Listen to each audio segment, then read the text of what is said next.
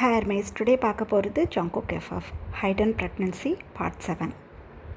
Jungkook இப்போ தன்னோட கேபினில் அமைதியாக உட்காந்துட்ருக்காங்க. அந்த டைமில் டோர் நாக் பண்ணுற சவுண்ட் கேட்குது. ஜங்குக் கமன் அப்படின்னு சொல்லிட்டு யார் வர்றது அப்படின்னு நோட்டீஸ் பண்ணுறாங்க டோரை பார்த்து. அப்போ வைன் ரொம்ப கோஷியான ஒரு வாக்கில் ஜங்குக்கை பார்த்து நடந்து வர்றாங்க. ஜங்குக் வைனை பார்த்ததும் டக்குன்னு நிமிர்ந்து உட்காந்து, வைன் வா வைன் அப்படின்னு டக்குன்னு எழுந்து வைன் கிட்டே போகிறாங்க. அப்போ வைன் ஜங்குக்கை பார்த்து, டைம் 7 o'clock ஆகுது நைட். உங்களுக்காக நான் மேன்ஷனில் வெயிட் பண்ணி இங்கேயே வந்துடலான்னு தான் வந்தேன் அப்படின்னு சொல்கிறாங்க. என்னது, எனக்காக வெயிட் பண்ணியா? ஃபோன் பண்ணியிருக்கலாமே எனக்கு அப்படின்னு சொல்கிறாங்க. ஃபோன் பண்ணிட்டேன், சைலண்ட்டில் இருக்கும் போல், நீங்கள் எனக்கு அட்டன் பண்ணவே இல்லையே அப்படின்னு சொல்கிறாங்க. ஜங்குக் உடனே ஃபோன் எடுத்து பார்க்குறாங்க. சைலண்ட்டில் தான் இருந்திருக்கு.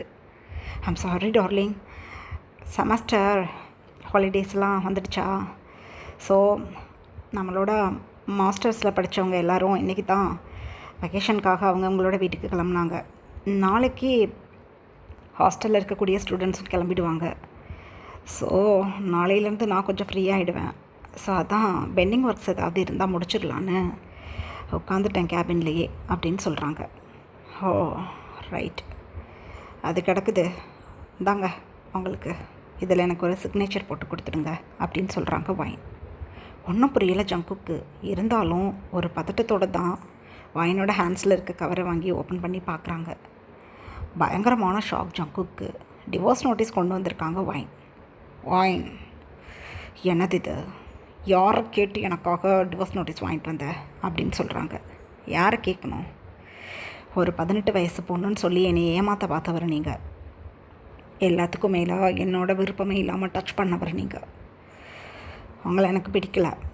எனக்கு இப்போ தான் 19 ஆக போகிறது ஏஜ். ஆனால் உங்களுக்கு 34 ஆயிடுச்சு லாஸ்ட் மந்தோட. உங்களுக்கு நான் கேட்குதா?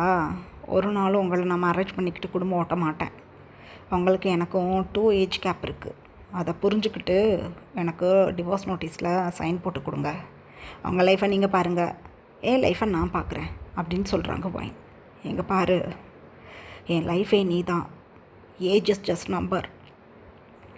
2 ஏஜ் கேப் தான் எனக்கே தெரியுது. நான் என்ன பண்ணுறது?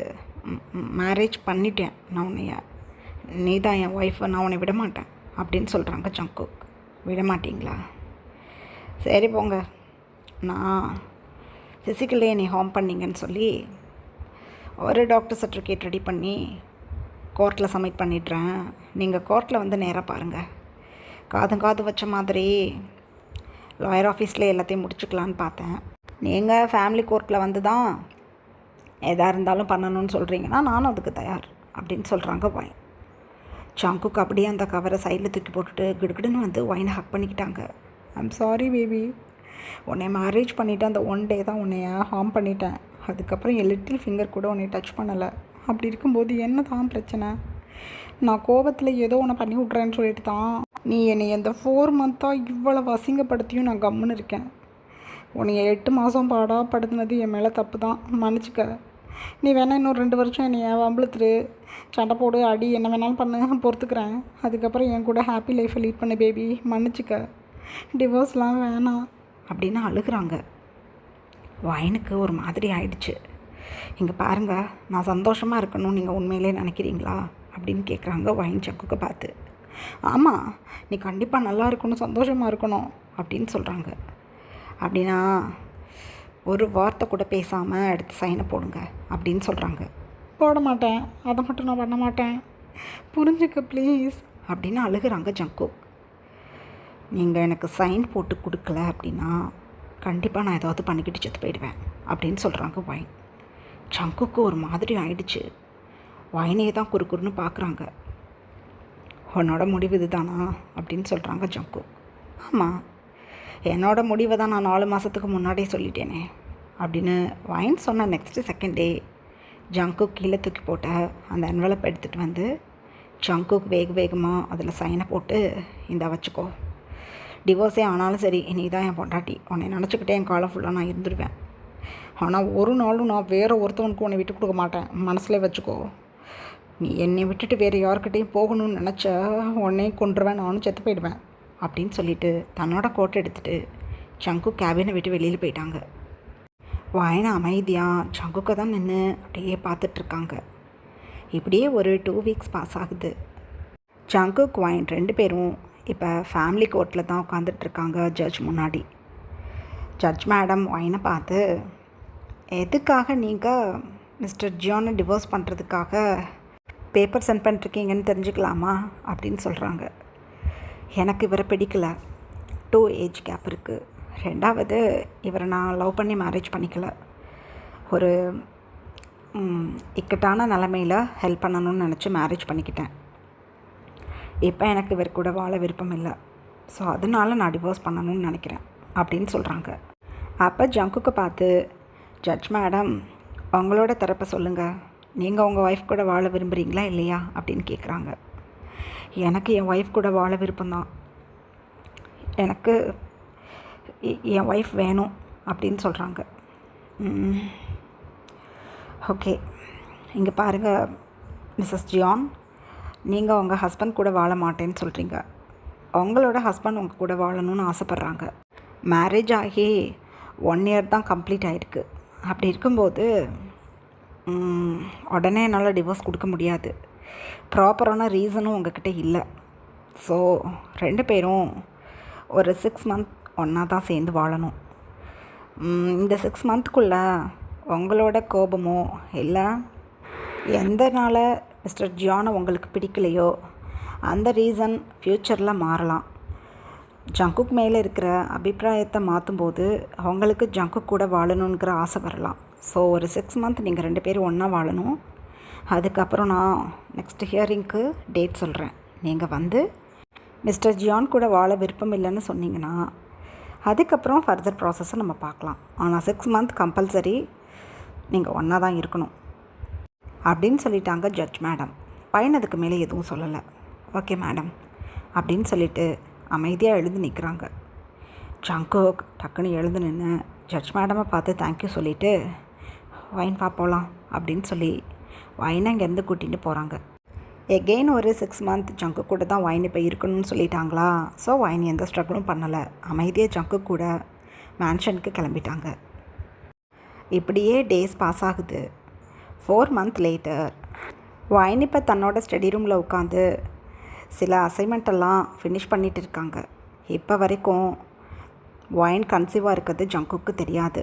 ஜங்குக்கிட்ட இந்த ப்ரெக்னன்சியை ஹைட் பண்ணி வச்சுருக்காங்க வைன்.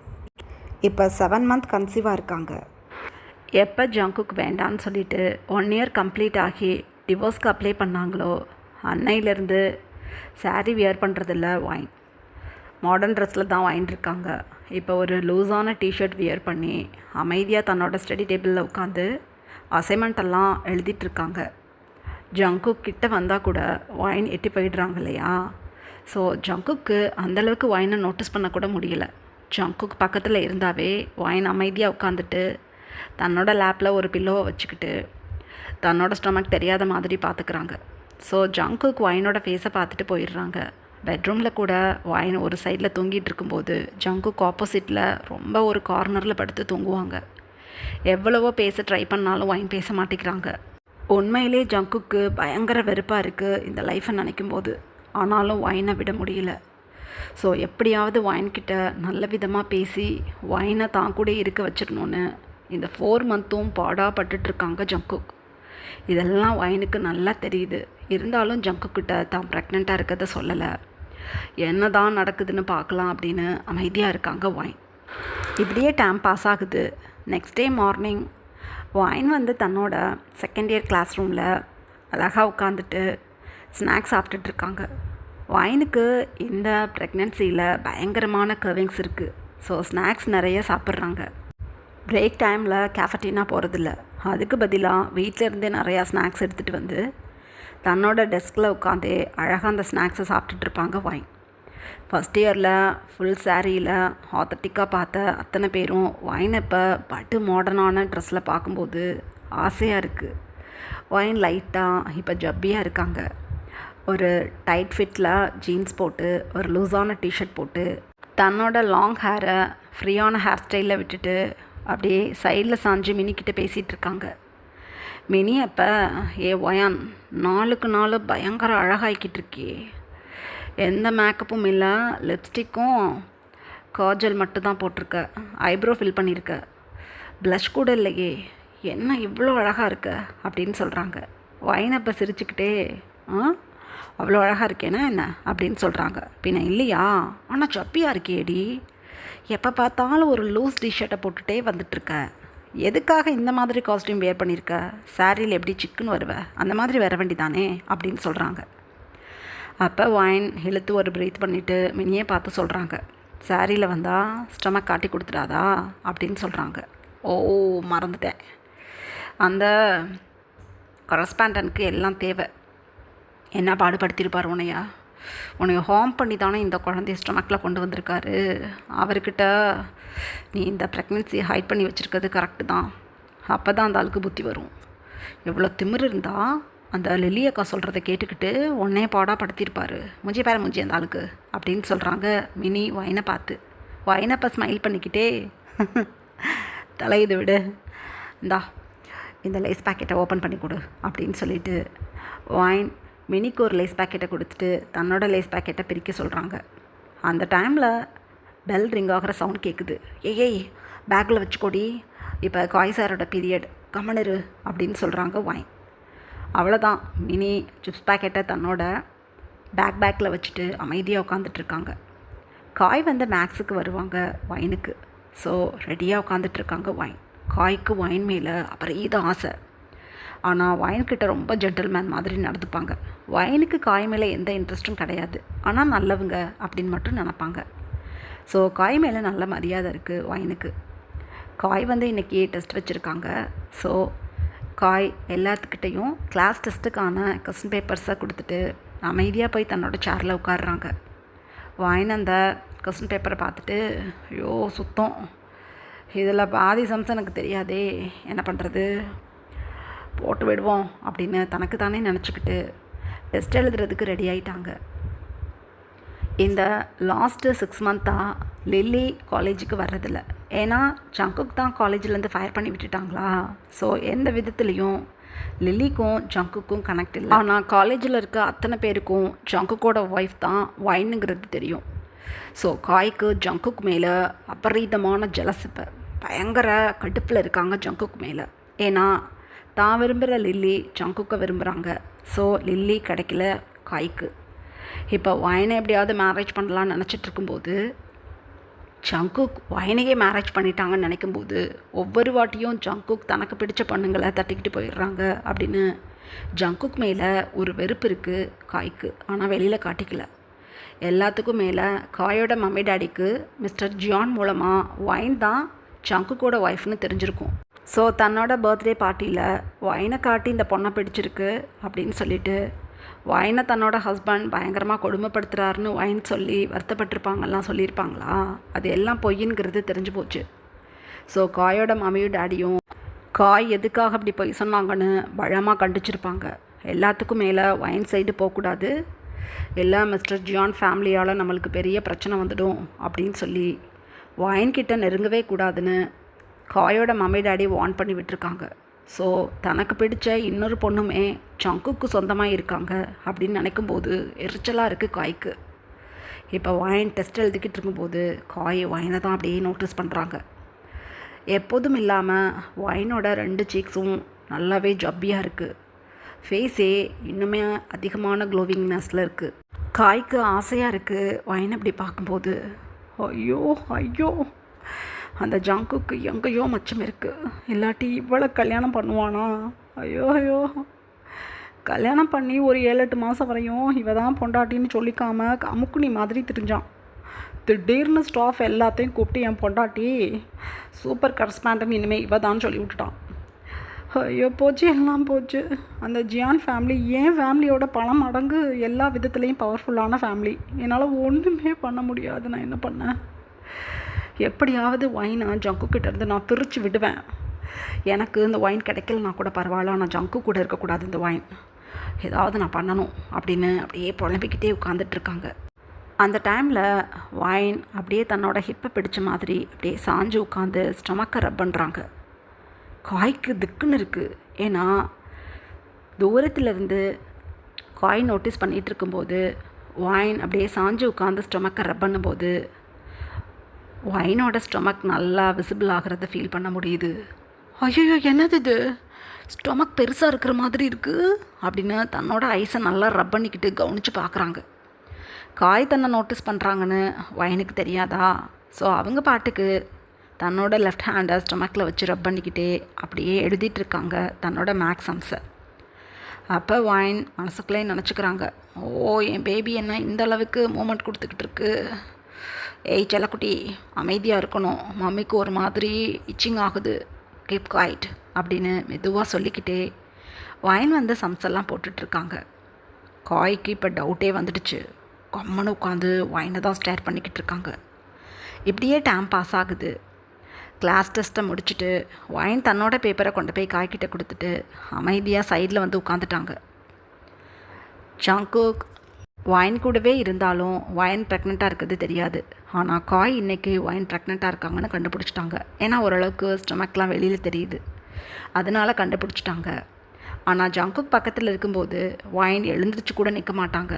ஒரு பில்லோவை எடுத்து தன்னோட ஸ்டொமக்கை ஹைட் பண்ண மாதிரி வச்சுக்கிட்டு நார்மலாக உட்காந்துட்ருப்பாங்க.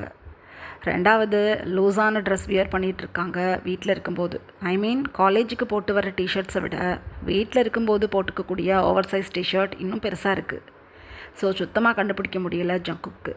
ஆனால் காய் பயங்கர கிரிமினல் மைண்ட் உள்ளவரா, கண்டுபிடிச்சிட்டாங்க. ஓ காட், என்னது ஒய்ஃப் கன்சீவாக இருக்கா? ஆனால் ஜங்குக்கு இதை பற்றி வெளியில் யார்ட்டையுமே சொல்லலையே. கண்டிப்பாக அந்த பொண்ணு கன்சீவாக தான் இருக்கா, எனக்கு தெரியும் அப்படின்னு தனக்கு தானே நினச்சிக்கிட்டு எப்படி இதை கன்ஃபார்ம் பண்ணிக்கிறதுன்னு புரியாமல் அப்படியே குழம்பிக்கிட்டு இருக்காங்க. இப்படியே டைம் பாஸ் ஆகுது. ஈவினிங் காலேஜ் முடிஞ்சதுக்கப்புறம் ஜங்குக் தன்னோட வீட்டுக்கு கிளம்பலான்னு தன்னோட ஸ்டஃபிங்ஸ் எடுத்துகிட்டு இருக்காங்க. அந்த டைமில் காய் இப்போ ரூம் டோரை ஓப்பன் பண்ணிக்கிட்டு உள்ளே போகிறாங்க. ஜங்குக் நாக் பண்ணாமல் யார் வர்றது அப்படின்னு கவனிக்கிறாங்க. காய் பலமான யோஜனைக்கு அப்புறம் ஜங்குக்கிட்ட இப்படி தான் கேட்கணும் அப்படின்னு மனசில் வச்சுக்கிட்டே ஒரு பிரைட் ஸ்மைலில் ஜங்குக்கை பார்த்து நடந்து வந்து, ஹாய் மிஸ்டர் ஜான் அப்படின்னு காய் ஜங்குக்கை பார்த்து சிரிச்சுக்கிட்டே உள்ளே வர்றாங்க. ஜங்குக் அப்போ காயை பார்த்து ஸ்மைல் பண்ணிவிட்டு, ஹாய் காய் வாங்க அப்படின்னு சொல்கிறாங்க. என்னது வீட்டுக்கு கிளம்பிட்டிங்களா அப்படின்னு காய் சொல்லிக்கிட்டே தன்னோட கோட் பேக்கெட்லேருந்து ஒரு கிஃப்ட் பாக்ஸை எடுத்துக்கிட்டு ஜங்குக் கிட்ட வர்றாங்க. ஜங்குக் அப்போ ஆமாம் காலேஜ் முடிஞ்சிடுச்சு, ஸோ இன்றைக்கி கொஞ்சம் ஏழராக கிளம்பலாம் அப்படின்னு தான் ரெடி ஆகிட்டுருக்கேன் அப்படின்னு சொல்கிறாங்க. அப்போ காய் அந்த பாக்ஸை ஜங்குக் கிட்ட காட்டி, இதை என்னோட ப்ரெசண்ட்டுன்னு சொல்லி வைன்கிட்ட கொடுத்துடுங்க அப்படின்னு சொல்கிறாங்க. என்ன ப்ரெசண்ட் இது, எதுக்காக வைன்கிட்ட கொடுக்கணும்? பர்த்டே எதுவும் இல்லையே, அப்புறம் என்னது இது அப்படின்னு சொல்கிறாங்க ஜங்குக். என்ன மிஸ்டர் ஜியான், நீங்கள் சொல்லலாம் எனக்கு தெரியாதா? வைன் கன்சீவாக இருக்கா? ஸோ என்னோடய ஸ்டூடெண்ட், ரெண்டாவது நம்மலாம் பிஸ்னஸ் பார்ட்னர்ஸ். ஸோ எனக்கு இந்த விஷயம் தெரிஞ்சதுக்கப்புறம் நான் எப்படி கிஃப்ட் கொடுக்காமல் இருக்கிறது? இது லேடிஸ் வாட்ச். எனக்கு ரொம்ப பிடிச்சவங்களுக்கு நான் வாட்ச் தான் ப்ரெசென்ட் பண்ணுவேன். உங்களுக்கு தெரியும்ல, எனக்கு வைனை ரொம்ப பிடிக்கும். நல்ல பொண்ணு, என்னோடய சார்பாக வைன்கிட்ட இதை கொடுத்துடுங்க. ஆஃப்டர்நூன் நானே கொடுக்கலான்னு நினச்சேன், கொஞ்சம் பிஸியாக இருந்துட்டேன், கொடுக்க முடியல. ஸோ இதை கொடுத்துடுங்க அப்படின்னு சொல்கிறாங்க. ஜங்குக்கு சோலே லெஃப்ட் ஆன மாதிரி இருக்குது. வாட் அப்படின்னு சொல்கிறாங்க. காயப்போ ஜங்குக்கு கவனித்து பார்த்துட்டு, என்னன்னு கேட்டால் என்ன சொல்கிறது, உங்கள் ஒய்ஃப் கன்சீவாக இருக்காங்க, அதுக்காக கிஃப்ட் ப்ரெசென்ட் பண்ண வந்தேன், என்னன்னு என்கிட்ட கேட்குறீங்க அப்படின்னு சொல்கிறாங்க. ஜங்குக்கு பேச முடியல. அப்படியே கல் பண்ணிவிட்டு லைட்டாக ஸ்மைல் பண்ணிவிட்டு, இல்லை நீங்கள் தப்பாக புரிஞ்சுக்கிட்டீங்க, என் ஒய்ஃப் கன்சீவாலாம் இல்லை அப்படின்னு சொல்கிறாங்க. வாட், கன்சீவா இல்லையா? ஸ்டொமக் நல்லா தெரியுது, கன்சீவா இல்லைன்னு சொல்கிறீங்க? எவ்வளோ அழகாக இருக்கா, முதல்ல இருந்ததை விட இப்போ ஜப்பி ஆகிட்டா வைன். ஸ்டொமக்லாம் நல்லா விசிபிள் ஆகுது. மார்னிங் அவளோட சீட்டில் சாஞ்சு உட்காந்துருக்கும் போது தான் நான் கண்டுபிடிச்சேன். என்னது, ப்ரெக்னன்சியை ஹைட் பண்ணி வச்சுருக்கீங்களா என்ன? குழந்த பிறந்ததும் சீக்ரெட்டாக வச்சுருந்து ரிவீல் பண்ணலாம்னு நினச்சிட்டு இருந்தீங்களா? ஐயோ சாரி, இது தெரியலை எனக்கு. இல்லாட்டி நான் உங்களுக்கு இப்போ கிஃப்ட்டு கொடுத்துருக்க மாட்டேன். குழந்த பிறந்ததும் குழந்தைக்கும் சேர்த்து கிஃப்ட் வாங்கிட்டு வந்திருப்பேன். சரி, இதை நான் வெளியில் சொல்லிக்கல. குழந்த பிறந்ததும் நீங்கள் ரிவீல் பண்ணிக்கோங்க. இது என்னோடய கிஃப்ட் இந்தாங்க அப்படின்னு சொல்லிட்டு காய் தன்னோட ஹேண்ட்ஸில் வச்சுருந்த அந்த கிஃப்ட் வாட்சை ஜங்குக்கோட ஹேண்ட்ஸில் வச்சுட்டு அங்கேருந்து கிளம்பிட்டாங்க. உயிரே போகணும் இருக்குது ஜங்குக்கு. என்னது இது? காய் என் ஒய்ஃப் கன்சீவாக இருக்கிறதா சொல்கிறாரு. என்னது இது அப்படின்னு புலம்பி போயிட்டாங்க. ஆனால் காய்க்கு ஒரு விஷயம் கிறிஸ்டல் கிளியராக புரிஞ்சிடுச்சு. வாயினுக்கும் ஜங்குக்கும் ஏதோ இணக்கமான சூழல் இல்லாமல் கொஞ்சம் சண்டை போட்டுக்கிட்டு இருக்காங்க போல். ரெண்டாவது, ஸ்டொமக்கே இந்த அளவுக்கு விசிபிளாக தெரிகிற அளவுக்கு மந்த் ஆயிருக்கு அப்படின்னா பல மாதங்களாக 2 பேரும் அந்தளவுக்கு சரியாக பேசிக்கிறது இல்லை போல் அப்படிங்கிறத கண்டுபிடிச்சிட்டாங்க காய். ஸோ மனசுக்குள்ளே அப்படியே வார்மாக இருக்குது காய்க்கு. உண்மையிலேயே வாயின் ப்ரெக்னெண்ட்டாக இருந்தாங்க அப்படின்னா அது ஜங்குக்கு தெரியலை அப்படின்னா பெரிய பிரச்சனை இருக்குது. ஸோ இதை யூஸ் பண்ணி வாயினை தான் பக்கம் இழுத்துக்கணும் அப்படின்னு நினச்சிக்கிட்டே காய் அந்த கேபினை விட்டு வெளியில் போகிறாங்க. எங்கள் அதர் ஹேண்ட் ஜங்கு காய் கொடுத்த அந்த கிஃப்டை அப்படியே தன்னோட ஹேண்ட்ஸால் க்ரிப்பாக பிடிச்சிக்கிட்டு, வாயான், உனக்கு நான் எவ்வளவோ இடம் கொடுத்துட்டேன்டி. ஒரு 8 மாதம் உன் கூட பேசாமல் இக்னோர் பண்ணி வச்சதுக்கும், ஒரு நைட்டவும் அனுமதி இல்லாமல் நான் ஸ்பெண்ட் பண்ணதுக்கும் நீ இவ்வளோ பெரிய விஷயத்தை என்கிட்ட மறப்பியா? நீ உண்மையிலே கன்சீவாக இருந்த உனக்கு இருக்குடி. இது பொய்யா இருந்தது அந்த காய்க்கு இருக்குது அப்படின்னு தனக்குத்தானே நினச்சிக்கிட்டு இப்போ தன்னோட கோட்டையும் சுர்கேஸையும் எடுத்துகிட்டு மேன்ஷனுக்கு தான் வந்துட்டுருக்காங்க ஒரு புயல் வேகத்தில் ஜங்குக். இப்படியே டைம் பாஸ் ஆகுது. ஜங்குக் வேகமாக தன்னோட லிவிங் ஏரியாவுக்குள்ளே வந்துக்கிட்டு இருக்காங்க. வந்தவங்க சுற்றி முற்றி பார்க்குறாங்க. வைன் லிவிங் ஏரியாவில் இல்லை. எங்கே போனான்னு தெரியலையேவ அப்படின்னு டக்குன்னு தன்னோட ரூமில் தான் இருப்பாங்க அப்படின்னு நினச்சிக்கிட்டு ஜங்குக் இப்போ ரூமுக்கு தான் கிளம்புறாங்க. ரூம்குள்ளே போய் பார்த்தா ரூம்லேயும் ஆள் இல்லை. எங்கே போனா இவ அப்படின்னு தனக்குத்தானே நினச்சிக்கிட்டு பாத்ரூமெல்லாம் ஓப்பன் பண்ணி பார்க்குறாங்க. ஆள் இல்லை. ஃபுல் மேன்ஷனையும் அலசி ஆராய்ஞ்சிட்டாங்க. ஆனால் எங்கேயுமே வைன் இல்லை. கிட்டத்தட்ட ஒரு 6 மந்த்துக்கு அப்புறம் ஜங்குக் வைனோட ஃபோனுக்கு கால் பண்ணுறாங்க. இப்படியே டைம் பாஸ் ஆகுது. வைன் இப்போ மினியோட வீட்டுக்கு வந்திருப்பாங்க. மினியோட ஃபேமிலி மெம்பர்ஸ்க்கு வைன் ப்ரெக்னெண்ட்டாக இருக்கிறது தெரியும். ஏன் ஜங்குக்கோட மம்மி டாடிக்கே தெரியும் வைன் ப்ரெக்னெண்ட்டாக இருக்கிறது. ஜங்குக்கு மட்டும்தான் தெரியாது. ஸோ மினியோட மம்மி வைனுக்கு கொஞ்சம் பிளிப்பான சாப்பாடெல்லாம் ரெடி பண்ணி வச்சுருப்பாங்க. ஏன்னா வைனுக்கு கர்விங்ஸ் இருந்திருக்கும் பிளிப்பாக சாப்பிட்றதுக்காக. ஸோ ஃபுட் ரெடி பண்ணி வச்சு டின்னர் இங்கே தான் சாப்பிடணும் அப்படின்னு சொல்லிட்டு மினியையும் வைனையும் நேராக காலேஜ் போயிட்டு ஃப்ரெஷ்அப் ஆகிட்டு வீட்டுக்கு வர சொல்லியிருப்பாங்க வைன்கிட்ட. ஸோ மினி வைன்கிட்ட சொல்லிவிட்டு வைனுக்காக வெயிட் பண்ணிகிட்டு இருந்திருப்பாங்க. ஸோ வைன் இப்போ மினியோட வீட்டில் தான் இருக்காங்களா? எந்த விஷயம் தெரியாத ஜங்குக் வைனுக்கு கால் பண்ணதும் வைன் தன்னோட ஃபோன் எடுத்து பார்த்துட்டு ஃபோன் அட்டன் பண்ணி, மிஸ்டர் ஜியான் சொல்லுங்கள் அப்படின்னு சொல்கிறாங்க. வைன் வீட்டுக்கு வா அப்படின்னு சொல்லிவிட்டு ஃபோனை கட் பண்ணிட்டாங்க ஜங்குக். வைனுக்கு ஒன்றும் புரியலை. என்னது இது அப்படின்னு தனக்குத்தானே நினச்சிக்கிட்டு, ஆண்டி எனக்கு சீக்கிரம் டின்னர் ரெடி பண்ணுங்கள், நான் சாப்பிட்டுட்டு கிளம்பணும், மிஸ்டர் ஜியான் வர சொல்கிறாங்க வீட்டுக்கு அப்படின்னு சொல்கிறாங்க. வைனா எல்லாமே ரெடி, உனக்கு புளியோதரைனா ரொம்ப பிடிக்கும். புளியோதரை ரெடி ஆகிடுச்சு. ஒரு 2 ஹவர்ஸ் அது ஊறணும், அப்போ தான் அந்த சாதம் நல்லா இருக்கும். ஒரு 1/2 hour வெயிட் பண்ணுறா கண்ணு. 1.5 hours ஆயிடுச்சு புளியோதரை ரெடி பண்ணி. ஒரு 1/2 hour கழித்து சாப்பிட்லாம் என் செல்லம்ல. உன் வீட்டுக்கும் நான் ரெடி பண்ணிட்டேன், நீ வீட்டுக்கு எடுத்துகிட்டு போய் நாளைக்கும் சாப்பிடு அப்படின்னு சொல்கிறாங்க. வைனப்போ ஸ்மைல் பண்ணிவிட்டு 1/2 hour வீட்டுக்கு போயிடலாம் அப்படின்னு நினச்சிட்டு மினிக்கிட்ட கொஞ்சம் நேரம் பேசிகிட்டு இருந்துட்டு சாப்பிட ஆரம்பிச்சிட்டாங்க. டைம் போனது வைனுக்கு தெரியல. கிட்டத்தட்ட ஒரு 4 hours ஆகிடுச்சு. வைன் ஜங்குக்கு ஃபோன் பண்ணதுக்கப்புறமும் கூட வீட்டுக்கு போகாமல். வைன் இப்போ டின்னர்லாம் முடிச்சுட்டு தனக்காக புளியோதரையும் பேக்கிங் வாங்கிக்கிட்டு தன்னோட மேன்ஷனுக்கு இப்போ கிளம்பிட்டாங்க. ஜங்குக் வைனுக்காக வெயிட் பண்ணி பார்த்துட்டு ஒரு கட்டத்துக்கு மேலே முடியாமல் ஜங்குக் இப்போ ஃப்ரெஷ்அப் ஆகிட்டு அமைதியாக ரூமில் வந்து படுத்துட்டாங்க. ஆனால் தூங்கலை, ஐஸை தான் க்ளோஸ் பண்ணி படுத்திருக்காங்க. அந்த டைமில் வைன் இப்போ ரூம்குள்ளே போய் அப்படியே ஜங்குக்கிட்ட வந்து நிற்கிறாங்க.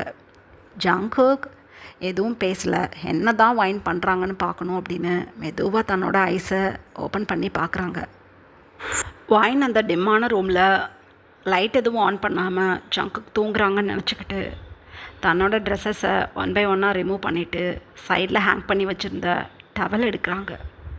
உயிரே போயிடுச்சு ஜங்குக்கு. ஏன்னா நல்லாவே ஸ்டொமக் வெளியில் தெரியுது. பார்க்குறதுக்கு ஹெல்லா ஹாட்டாக இருக்காங்க. ஜங்குக்கு முன்னாடி நேக்கடாக நின்று அப்படியே டவல் எடுத்து தன்னோட பாடியை கவர் பண்ணுறாங்க ஒயின். அடுத்த செகண்டே ஜங்குக்கு எழுந்து உட்காந்து நைட் லேம்பை ஆன் பண்ணிட்டாங்க. திக்குன்னு இருக்குது ஒயினுக்கு. அப்படியே பேக் சைடில் திரும்பி நின்றுக்கிட்டாங்க ஒயின். மிஸ்டர் ஜியான் தூங்கலையா அப்படின்னு சொல்லிக்கிட்டே சைடில் இருக்கக்கூடிய டெக்கரேஷனுக்காக வச்சுருந்த டெடி பியர்ட்ஸை அப்படியே எடுத்து தன்னோட ஃப்ரண்ட் சைடு வச்சு அப்படியே டைட்டாக ஹக் பண்ண மாதிரி பிடிச்சிக்கிட்டு, நான் போய் பாத் பண்ணிட்டு வந்துடுறேன், நீங்கள் கால் பண்ணீங்க, நான் மினியோட வீட்டில் தான் இருந்தேன், வந்துடுறேன் அப்படின்னு சொல்லிட்டு ஒயின் கிடுகிடுன்னு பாத்ரூமை நோக்கி நடந்து போகிறாங்க. ஜங்குக் டக்குன்னு எழுந்திரிச்சு கிடுகிடுன்னு போய் ஒயினோட ஹேண்ட்ஸை பிடிச்சி திருப்பிட்டாங்க. ஆஹா மிஸ்டர் ஜியான் எதுக்கு அப்படி இழுக்கிறீங்க, விழுந்துட்டா என்ன ஆகுறதுண்ணா அப்படின்னு சொல்கிறாங்க. ஜங்குக் அப்படியே ஒயினோட ஐஸை பார்த்துட்டு ஓங்கி ஒரு ஸ்லாப் கொடுக்குறாங்க. ஒயினுக்கு உண்மையிலேயே கிறுக்கிறுன்னு ஆயிடுச்சு. அம்மா எதுக்கு அடிச்சிங்க அப்படின்னு அழுகுறாங்க. தன்னோட ஹேண்ட்ஸில் வச்சுருந்த டெடி பியரை அப்படியே பிடுங்கி தூக்கி போட்டாங்க ஜங்குக். திக்குன்னு இருக்குது ஒயினுக்கு. என்ன வேணும் உங்களுக்கு, என்ன பிரச்சனை அப்படின்னு சொல்கிறாங்க ஒயின். ஏ ஓயான் உனக்கு என்னடி பிரச்சனை? ஐயோ அந்த லில்லி மோசமானவன்னு எனக்கு தெரிஞ்சு போச்சு. அவளை விட நீ மோசமாக இருப்ப போலையே. எதுக்காகடி என் குழந்தை உன் ஸ்டொமக்கில் இருக்கிறதுன்ட்டு சொல்லவே இல்லை. அவ்வளோ பெரிய தப்பாக நான் பண்ணிட்டேன். உன்னைய நான் திட்டிருப்பேன், கோபப்பட்டிருப்பேன். அதுக்கு இவ்வளோ பெரிய தண்டனை எனக்கு. ஐயோ ப்ரெக்னெண்ட்டாக இருந்துக்கிட்டு இந்த ப்ரெக்னென்சி என்கிட்ட மறைச்சிட்டியே அப்படின்னு ஒரு பதட்டத்தோடு சொல்கிறாங்க ஒயினை பார்த்து ஜங்குக். ஒயின் அப்போ பிக்கு பிக்குன்னு முழிச்சுக்கிட்டு, எட்டிப்போங்க, டவல் வியர் பண்ணி நின்றுட்டுருக்கேன், அன்றைக்கி மாதிரி இன்றைக்கும் ஹார்ம் பண்ணலான்னு வந்தீங்களா, பிச்சு பிடுவேன் பிச்சு, என்ன ப்ரெக்னென்ட்டு சை யோஹோ பேச முடியல என்னால், நகர்ந்து போங்க அப்படின்னு சொல்லிட்டு ஒயின் ஒரு ஸ்டெப் தான் எடுத்து வைக்கிறாங்க. ஜங்குக் கேக்கைன்னு ஒயினை பிடிச்சி திருப்பி பெட்டுக்கு சைடில் வச்சுருந்த ஒயினோட ரிப்போர்ட்ஸ் எல்லாம் எடுத்துகிட்டு வந்து அப்படியே ஒயின் முகத்தில் அடிச்சிட்டாங்க. ஆஹா அப்பா என் முகம் எதுக்கு, இது என்னது இது அப்படின்னு கீழே குனிஞ்சு அந்த பேப்பர்ஸ் எல்லாம் பார்க்குறாங்க. ஒயினோட ஹாஸ்பிட்டல் ரிப்போர்ட்ஸ் அதெல்லாம் சில ஸ்கேன் ரிப்போர்ட்டிங்லாம் அப்படியே கீழே விழுந்து கிடக்கு. தெரிஞ்சு போயிடுச்சு ஒயினுக்கு தான் கன்சீவாக இருந்ததை கண்டுபிடிச்சிட்டாங்க ஜங்குக் அப்படின்னு. ஒயின் அப்படியே மெதுவாக கீழே குனிஞ்சு அந்த ரிப்போர்ட்டை ஒன் பை ஒன்னாக எடுத்து அப்படியே எழுந்து நிற்கிறாங்க. ஆமாம் நான் கன்சீவாக தான் இருக்கேன். எனக்கு உங்களை பிடிக்கல, அவங்க கூட வாழ எனக்கு விருப்பம் இல்லை. ஏன்னா 2 மந்தில் அவங்கள டிவோர்ஸ் பண்ணிவிட்டு போயிடுவேன். ஸோ என் குழந்தை என்கிட்ட தான் வளரணும். அதனால் இந்த ப்ரெக்னென்சியை அவங்கக்கிட்ட ஹைட் பண்ணலான்னு நான் நினச்சேன். போதுமா? இப்போ தெரிஞ்சு போச்சு. ஆமாம் ப்ரெக்னெண்ட்டாக இருக்கேன், போதுமா, நகருங்க அப்படின்னு சொல்லிவிட்டு ஒயின் இப்போ ரெஸ்ட் ரூம் டோரை ஓப்பன் பண்ணிக்கிட்டு உள்ளே போயிட்டாங்க. ஜங்குக்கு ஒரு டியரி ஐஸில் ஒயின் பாத்ரூம்குள்ளே போகிறத பார்த்துக்கிட்டே இருந்துட்டு அப்படியே ஃப்ளோரில் உட்காந்துட்டாங்க. ஐயோ ஐயோ நான் என்ன பண்ணுவேன்? 7 மந்த் கன்சீவாக இருக்கா இவ. குருட மாதிரி இவளை என் கண்ணு முன்னாடியே வச்சுக்கிட்டு நான் பாட்டுக்கு தெரிஞ்சிருக்கேனே. என் குழந்தைய எனக்கிட்ட இருந்து பிரித்து அவ கூட கூட்டிகிட்டு போயிடுவாளாமே. இவளையே நான் என்னை விட்டுட்டு போக விட மாட்டேன். என் பிள்ளைய எப்படி விடுவேன்? எவ்வளோ திமிருவலுக்கு இருக்கும் இவளுக்கு. நானும் போனால் போகுதுன்னா அதிகமாக இடம் கொடுத்துட்டேன். இதுக்கு மேலே முடியாது, போதும், இவளை நான் சும்மாவே விட மாட்டேன் அப்படின்னு தன்னோட டியர்ஸை வைப் பண்ணிக்கிட்டே எழுந்து நின்று பாத்ரூம்குள்ளே போகிறதுக்காக ஜங்குக்கு ஒரு 2 ஸ்டெப் தான் எடுத்து வச்சுருப்பாங்க. அம்மா அப்படின்னு ஒரு சவுண்டு கேட்குது பாத்ரூம்குள்ளேருந்து. திக்குன்னு இருக்குது ஜங்குக்கு. கிடுகிடுன்னு டோர்கிட்ட ஓடி போகி ஒயின் என்னாச்சு அப்படின்னு டோரை நாக் பண்ணுறாங்க. அம்மா மிஸ்டர் ஜியான் வலிக்குது அப்படின்னு அழுகுறாங்க ஒயின். ஜங்குக் பதறி போயிட்டாங்க. அடியே ஐயோ கதை வேறு பூட்டிருக்கேன், நான் என்ன பண்ணுவேன் அப்படின்னு சொல்லிக்கிட்டே தன்னோட ஷோல்டரை வச்சு 2-3 ஹிட்டு கொடுக்குறாங்க பாத்ரூம் டோரை. அவ்வளோதான், பாத்ரூம் டோர் ஓப்பன் ஆகிக்கிச்சு. ஜங்குக் வேகமாக உள்ளே ஓடும்போது அங்கே வாட்டர் அப்படியே ஸ்ப்ளிட் ஆகிருக்குமா, நல்லா அந்த வாட்டரில் லெக்ஸை வச்சு நல்லா வலிக்கி விட்டு விழுந்துட்டாங்க ஜங்குக். நல்லா அடி ஹிப்லையும் அப்படியே நீஸ்லையும். அப்பாப்பா ஐயோ என்னது இது, ட்ரை ஏரியா இப்படி ஈரமாக இருக்குது அப்படின்னு சொல்லிக்கிட்டே அப்படியே மெல்ல எழுந்து உட்காந்து, ஏன் ஒயன் எங்கடி இருக்கனே அப்படின்னு சொல்லிக்கிட்டே அப்படியே சைடில் இருக்கக்கூடிய சிங்கை பிடிச்சிக்கிட்டு எழுந்து நிற்கிறாங்க. வாயின் பாத்டப்குள்ளே தான் படுத்திருக்காங்க. பயங்கரமான ஷாக் ஜங்குக்கு. ஐயோ என்னடி இது அப்படின்னு பதறி போக்கிக்கிட்ட வர்றாங்க வாயின்கிட்ட. ஜங்குக்கை பார்த்து வாயின், நான் குளிக்கிறதுக்காக பாத்டப்குள்ளே வாட்டர் ஃபில் பண்ணி என் ஒரு லெக்ஸை வச்சு இறங்கினேன். ஸ்லிப் ஆகி குப்பர் அடித்து விழுந்துட்டேன். ஸ்டமக் நல்லா அடிபட்டுருச்சு, ப்ளீட் ஆகுது அப்படின்னு தன்னோட பெயினை அப்படியே கல் பண்ணிக்கிட்டு வாயின் அப்படியே பேசவே முடியாமல் அழுதுகிட்டே சொல்கிறாங்க. ஐயோ இவ இருக்காளே, என்னை கொல்றதுக்கே இவன் இங்கே வந்திருக்கான், எழுந்திரி எழுந்திரி அப்படின்னு ஜங்குக் வேகமாக வாங்கிக்கிட்டு போக்கி மெதுவாக தூக்கி விடுறாங்க. அந்த இடம் ஃபுல்லாக பயங்கரமான ரெட் கலரில் இருக்குது.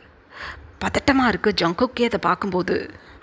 ஐயோ என் குழந்தை என்னாச்சோ தெரியலையே, இப்போ தானே எனக்கு தெரிஞ்சிச்சு இவ கன்சீவாக இருக்கானா, அதுக்குள்ளே என் பிள்ளைக்கு எதுவும் ஆகிடும் போலையே அப்படின்னு சுற்றி முற்றி பார்த்துக்கிட்டே சைடில் ஹேங் பண்ணி வச்சுருக்க பாத் கவன் எடுத்து வாயினுக்கு வேர் பண்ணி விட்டு, வா வா ஹாஸ்பிட்டல் போகணும், உடனே போகணும் வா அப்படின்னு சொல்லி அப்படியே பிரைடல் ஸ்டைலில் தூக்கிட்டு வேகமாக பாத்ரூமை விட்டு வெளியில் போகிறாங்க ஜங்குக். ஜங்குக்கு நல்லா வழுக்கி விழுந்து அடிபட்டிருப்பாங்களா, ஸோ ஸ்லிப்பானதில் ஜங்குக்குமே லெக்ஸ் எல்லாம் பயங்கர பெயினாக இருக்குது. இருந்தாலும் தன்னோட பெயினை பொறுத்துக்கிட்டு ஜங்குக் வேகமாக காரை நோக்கி தான் போகிறாங்க. இதுக்கப்புறம் என்ன நடந்ததுன்னு நெக்ஸ்ட் பார்ட்டில் பார்க்கலாம். Bye armies.